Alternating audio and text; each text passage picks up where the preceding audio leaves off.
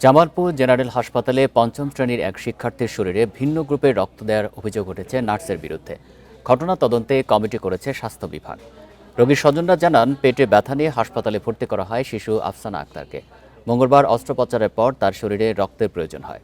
এ সময় আখি নামে একজন নার্স এ নেগেটিভধারী আফসানার শরীরে ও পজিটিভ রক্ত প্রয়োগ করে। কিছুক্ষণ পর বিষয়টি বুঝতে পেরে তিনি রক্ত দেওয়া বন্ধ করে দেন। বিষয়টি জানাজানির পর আফসানার বিশেষ চিকিৎসা দেওয়া শুরু করেন চিকিৎসকেরা। এখন সে কিছুটা সুস্থ বলে জানা গেছে। এ বিষয়ে লিখিত অভিযোগের পর তদন্ত কমিটি গঠন করেছেন হাসপাতালের সহকারী পরিচালক। তাকে পোস্ট অপারেটিভ রাখা অবস্থায় ওইখানকার দায়িত্বরত সিনিয়র স্টাফ নার্সরা এটা ও পজিটিভ রক্ত তার ভুলক্রমে তাকে দিয়ে দেওয়া হয়। তৎক্ষণাৎ আমরা যখন পাই সাথে সাথে বন্ধ করে দিই। পাশাপাশি আমাদের যে আনুষঙ্গিক চিকিৎসা সেবা তাকে দেওয়া হয়।